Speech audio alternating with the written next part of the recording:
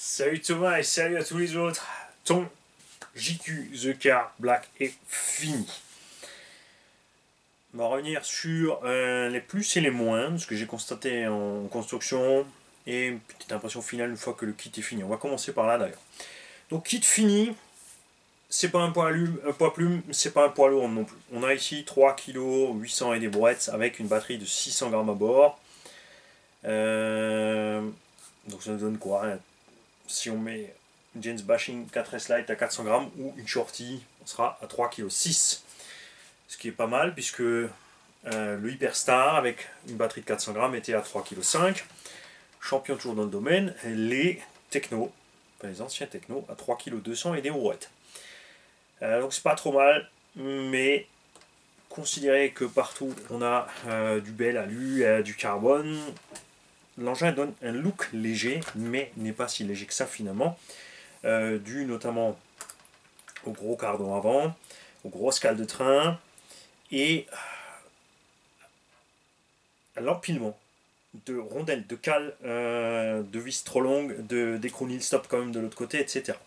Parce que tout ça finalement ça pèse. Après, comme dit, entre 3,6 kg et 3,8 kg, c'est pas grave.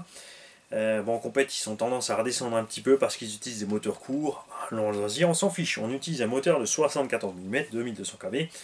Avec le pignon de 13, là, je vais vous montrer, ça avoine pas tellement. Je pense, Thomas, vraiment que tu pourras monter tranquille à 15, 16, même avec ce moteur, franchement, lui, 18, ça sera pas un souci du tout. Tu seras bien. J'ai pas encore fermé la boîte radio parce qu'il y a ma radio dedans, Thomas aura la sienne. Tu penseras, Thomas, je ne te sers pas ici, enfin je laisse serrer, mais tu dois impérativement démonter la corne de cerveau avant de brancher ton récepteur, faire ton neutre, ensuite remonter le tout. On a mis donc un cerveau noir, une corne de cerveau noire, avec une vis et une rondelle cuvette noire, puisqu'il y a des vis et des rondelles cuvettes noires partout, et que tout est noir. Bon, pour l'instant on n'a que des jantes blanches, c'est vrai là, des jantes noires auraient été bien. Suspension, sortie de la boîte, réglage du kit. J'adore. On est bien, on est ferme devant, on est souple à l'arrière. Bien, franchement très bien. La transmission est décalée sur la droite, lousy-like. Résultat, la batterie est quand même très près du centre.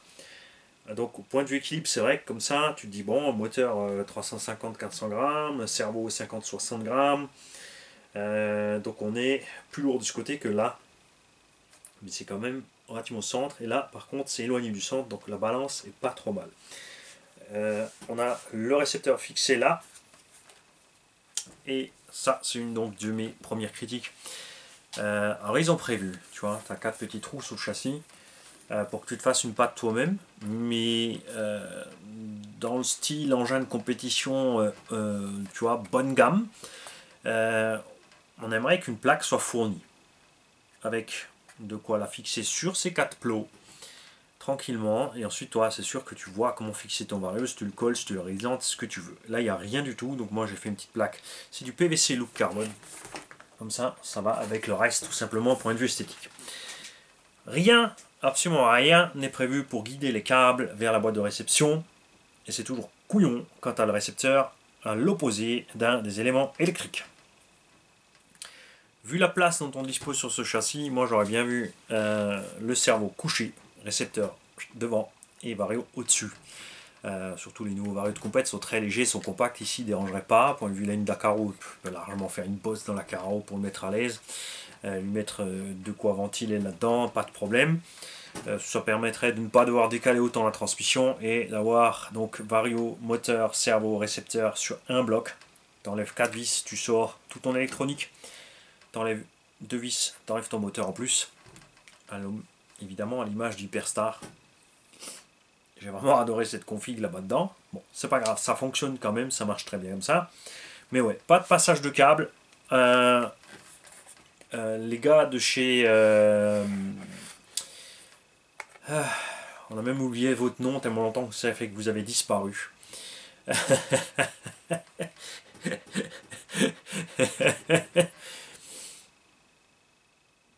Team Durango, vous nous moquez les mecs, parce qu'il y a vraiment les marques ont un problème de logique de passage de câble. Évidemment, c'est parce que c'est un véhicule de compète, donc les compétiteurs vont passer direct de là à là en suivant les câbles moteurs ou n'importe. Mais bon, on aime bien. Moi, j'ai fabriqué une petite patte ici, tout simple, pour laisser mon câble bloqué en dessous. J'ai pas la moindre envie de voir ce câble sauter et se prendre dans la transmise ou s'envoyer quoi que ce soit de la transmise dans la tronche. C'est pour ça que j'ai fait comme ça. Bac lipo. Alors ça, mystère compliqué pour pas grand chose. Je pense que les deux clampes du bas et ensuite un rilsan aurait fait le travail avec une butée arrière. Il n'y a pas de butée arrière, la lipo peut se balader un peu vers la droite.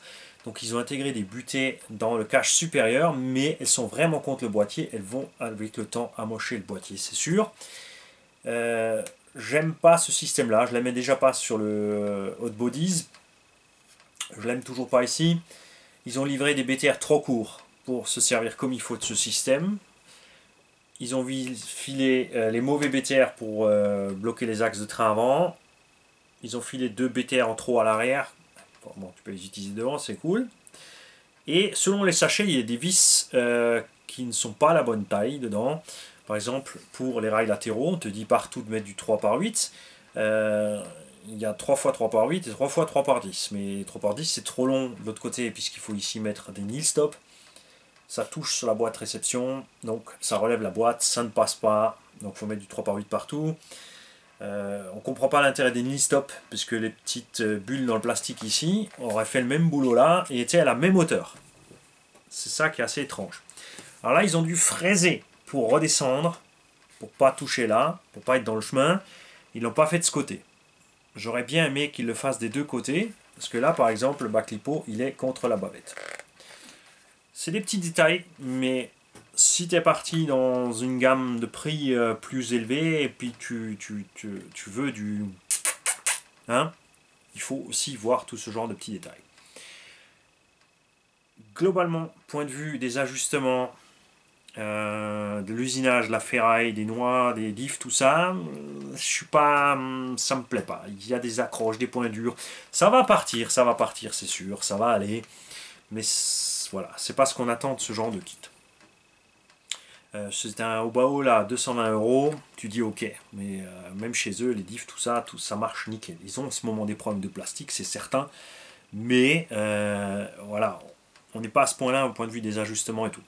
Ce qui est bien, c'est que tout comme chez Obao, il n'y a pas besoin de caler les diffs dans les cellules, tu mets dedans, le calage est bon. Ça j'aime, c'est cool. Les trains, c'est pareil, tu les mets dedans, c'est dedans. Pas 36 000 cales comme chez Coralie, pas 36 000 cales donc sur les diffs comme chez Lozi, Timasso, etc. où on va faire 1, 2, 3 rondelles de Scheim, tout ce que tu veux. Si ton plastique est bien moulé, si le coût est bien calculé, ça rentre. Moi je suis pas capable de le faire, hein, c'est pour ça que je le fais pas. Ouais, quand même, je suis pas fou. Mais c'est faisable, puisqu'on a quelques marques qui arrivent à le faire. Traxxas, Obao et JQ arrivent à faire tout ça sans calage. Donc c'est que c'est possible. Et on veut retrouver ça chez tous les autres aussi. J'aime bien les bagues en téflon autour des roulements, point de vue des fusées qui sont en alu. Des fusées plastiques pour moi feraient le même boulot. Beaucoup aiment ça, donc ils ont fait ça. Les suspensions sont simples, fonctionnent. C'est l'essentiel globalement même de tout le véhicule. Hein. Ils ne sont pas allés chercher trop loin, ils ont fait relativement simple et ça fonctionne. Truc complètement tordu, et ça c'est le plus grand point négatif pour moi, c'est la direction. Cette direction a été bricolée pour monter là-dessus. C'est pas du tout ce qui va là-dessus. La barre de Ackermann normalement dans cette direction était fixée là. Il y a des rotules en bas sur lesquelles normalement étaient fixées les biellettes emmanchées dedans. Ils ont changé le système, ils ont mis une barre de Ackermann en avant et ça me plaît pas. Du fait que entre les cellules et le châssis, il y a des plaques en carbone pour rehausser les cellules, pour pouvoir augmenter l'angle des triangles de suspension, pour monter la garde sol, pour pas que ça touche là en fait, hein, tout simplement. Si tu fixes tes cellules directement dessus, tes triangles vont toucher trop vite ici sur les butées. Mon avis aurait été plus simple de faire 4 triangles neufs avec une découpe différente de la hauteur au niveau du point de butée. Bon, et ils ont préféré monter. Résultat, un truc super méga tordu au niveau de la direction avant. Ça, c'est censé être de ce côté-là. Et ben, c'est pas possible. Le levier de direction, ici, même quand il est tout droit, est déjà un ras de la noix de diff avant. Donc tu peux tourner d'un côté, mais de l'autre, tu le rabotes dessus. Et quand je dis tu le rabotes, il nous manque, les gars, 1 millimètre. C'est pas rien, ça te bouffe le truc. Dedans, il y a un écrou nil stop, donc tu peux pas couper dedans, tailler dedans pour avoir la place de passer. Elle passe pas. Alors, j'espère que c'est moi qui ai fait une erreur, mais que ce ne soit pas une erreur de conception à ce point-là. Surtout que, voilà, ça en parle nulle part. Ce qui est quand même plutôt étrange. Donc moi, je suis passé tout droit à l'ancienne. On a utilisé une cale en alu noir, évidemment, là-dessus, pour être à niveau, parce que là, il y a le couvercle de boîte radio. Sinon, tu vas taper dedans. Alors, bien sûr, on pourrait descendre un peu, on peut faire moins haut. Et bon, de toute façon, la carrosserie, elle va aussi haut, puisqu'il y a bien le système de fixation lipo ici. Tu vois, la carreau est là, ce qui explique qu'elle n'est pas méga raide ici. Bon, la pluie là, elle est partie pour la peinture. Donc, Thomas, tu nous diras ça, ce qui se passe ici. Est-ce que ça passe ou pas? Toi, tu devras sûrement faire une petite découpe en plus de ce côté-là. Tu peux évidemment mettre une cale plus courte ici si tu veux. Moi, j'ai une famille tout simplement plat et droit. Les câbles aussi, j'ai fait juste à la longueur pour que ça soit proprement dedans, que ça puisse pas bouger, pas aller dans la couronne ni rien. Il n'y a pas un réalisant sur la voiture parce que pour moi, c'est pas une solution. Un réalisant, c'est un truc de dépannage. J'aime pas utiliser des réalisants pour fixer des trucs. Voilà. Je préfère que ce soit proprement posé, clipsé. Tu vois, un petit rail ici avec des petits clips, ça serait chouette d'avoir ça livré avec. C'est pas nécessaire, mais voilà, hein, ça fait tout de suite plus classe. Tout comme les fixations de câbles. La notice. Alors j'aime bien la logique de montage du départ, parce que c'est comme ça que je fais aussi. D'abord je fais les diffs et les amortos, les trucs huilés en premier, ensuite je monte les cellules, je mets les triangles dessus, je fixe tout le train avant, tout le train arrière, tout le centre, et ensuite on met tout sur le châssis. Ça j'aime bien. Par contre, ça allait bien au début, et ensuite ça commençait au fur et à mesure qu'on avançait dans le kit, c'est parti en cacahuète avec plein de choses. Des mauvaises tailles de vis, comme dit, livré et indiqué. Ouais, des choses, petite étape ou deux qui manquent. C'est pas très grave, on s'en sort. C'est pas destiné aux débutants, mais quand même, là, un débutant il se fait du mal. Et enfin, il y a beaucoup de gens qui se font du mal, hein. Déjà, surtout les gens qui sont pointueux, ils se font énormément de mal, déjà comme ça tout seul. Et quand ils sont face à des trucs comme ça, c'est l'apocalypse pour eux, c'est sûr. Niveau des huiles, là, donc moi, j'ai pas fait comme ce kit. J'ai mis 10 à l'arrière, j'ai mis 40 devant, 60 au milieu. C'est pas fou! Tu vas voir, j'ai vu ton circuit où tu roules. Ça va en surprendre plus d'un, mais tu vas voir, tu vas t'amuser. Je vois un peu ton style de conduite aussi. T'aimes bien aussi, comme nous, taquiner un peu de l'arrière comme ça, tu vois. Et mais t'as vu que ça va te plaire de cette façon-là. Au pire, de toute façon, t'assoupliras un petit peu le diff central. L'avant, définitivement non. Tu peux le laisser comme ça, à mon avis.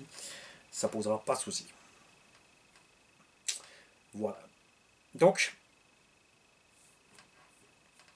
comme dit, je le placerai. Ouais, alors ça vient.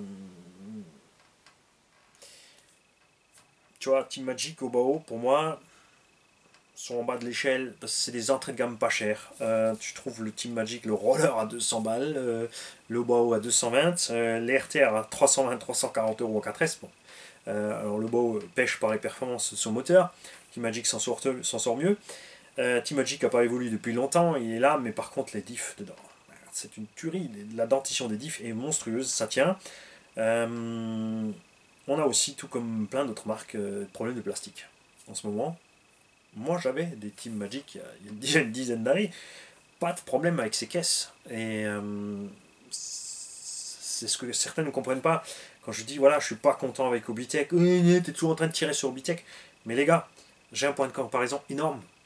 J'ai pas que roulé Obitech, j'ai roulé Team Magic, Obao, Hongnor, Lozi, Timasso, Serpent, X-Ray, des marques pas connues, Huntsman, HPI, Traxxas, quasiment tout ce qui existe sur le marché, je l'ai eu dans les mains et je l'ai roulé, et dans les mêmes conditions que ces machines-là, qui étaient plus ou moins au même prix, enfin, même si Obitech était plus cher, gros problème de fiabilité des plastiques et des noix. Ça s'est amélioré avec le temps, tout doucement, ça vient, mais c'est pas encore ça. Ils n'ont pas changé les plastiques, les noix sont améliorées, c'est pas encore ça. On espère que ça va venir, on attend que ça, de toute façon. Hein. Après, à eux de réagir ou pas. Là, on les critique le plus vivement, c'est justement sur ce manque de réaction par rapport à tous les autres. là je peux pas vous parler des plastiques. JQ, j'ai testé le RTR, pas trop longtemps, mais ce que j'ai vu, j'étais content avec les plastiques, parce qu'on a quand même, on y valdinguer un petit peu. Plastique, tourelle, alu, tout ça, pas de problème. Gros souci, transmission, usure, noix arrière. Ça c'est clair, elle avait un angle de fou. Et alors là, ils ont amélioré le matériau juste de la noix arrière et ils ont mis un angle plus plat. Donc on compte sur Thomas pour nous raconter ce qui se passe. Au bas, aussi un petit cardan comme ça à l'arrière. Et dans l'Hyperstar, pourtant ça se passe bien. N'oubliez pas aussi que c'est totalement différent si tu utilises des huiles fluides, des huiles dures et des pneumatiques avec des mini picots sur des surfaces glissantes ou des gros crampons dans l'herbe. Ça, c'est clair et ça a été pris en compte dans tous les essais et de tous mes avis à ce niveau-là. Hein? Donc on va voir avec Thomas s'il veut bien nous faire des retours réguliers de la machine. S'il y a d'autres pilotes JQ, dites-moi si j'ai fait une grosse erreur là, si c'est ma faute. Y a pas de souci, hein, rentrez-moi dedans. Nio, mais t'es trop nul, c'est pas comme ça qu'il fallait faire comme ça et comme ça. Pas de souci. On corrigera le tir, il n'y a pas de problème, mais pour l'instant, moi, là, ça me semble louche. Ça va pas. Et quoi d'autre? Là, c'est tout. Donc en fait, oui, j'aimerais des meilleurs ajustages là-dessus. Ce serait mieux avec des meilleurs ajustages. Ce serait mieux avec de quoi, enfin fourni avec de quoi fixer comme il faut un vario. Un système pour mettre les câbles proprement. Une direction moins adaptée. En fait, pas, tu vois, pas prendre une direction et l'adapter au modèle, mais faire une direction pour le modèle. Et Metavix engin pourrait être beaucoup plus léger s'il y avait moins de rondelles cuvettes, moins des vis trop longues, moins des chronil stop, des ferrailles peut-être un peu de meilleure qualité. Il y a de quoi faire. Après, on ne peut pas tout vouloir, rapport qualité-prix. Chacun trouvera son compte, je pense, s'il sait où il va avec cette machine. La direction, tu vois, c'est vite corrigé, c'est pas un problème. Et je répète, si ça ne vient pas de mon fait que ça ne marche pas dans le bon sens.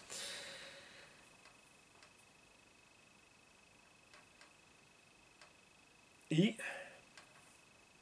ben, je crois que c'est tout. Voilà. Thomas, merci de nous avoir confié le montage de ce kit.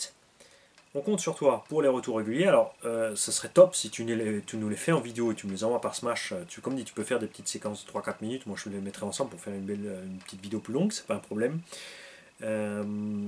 Si tu n'as pas envie de le faire en vidéo, tu n'as pas envie d'être sur la vidéo, pas envie de parler sur la vidéo, bah, tu nous fais les retours dans les commentaires. C'est déjà ça. Et évidemment, tous les pilotes JQ sont invités ici cordialement à partager leurs expériences avec la marque.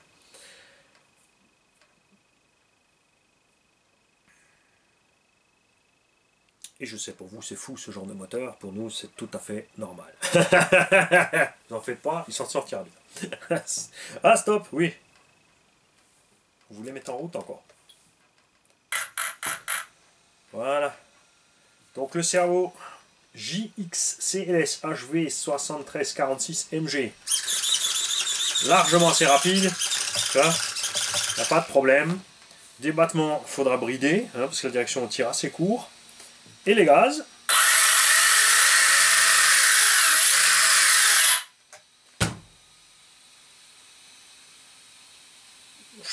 Ouais, il te faut 2-3 dents de plus, c'est sûr. Là, je pense qu'on sort un petit 60. Sur le circuit que tu m'as montré, ça va. Par contre, quand tu roules à côté, ça risque peut-être de traîner un petit peu. Salut Thomas, et salut à tous. C'est pas là qu'il faut éteindre, Mani, c'est à côté. Ciao.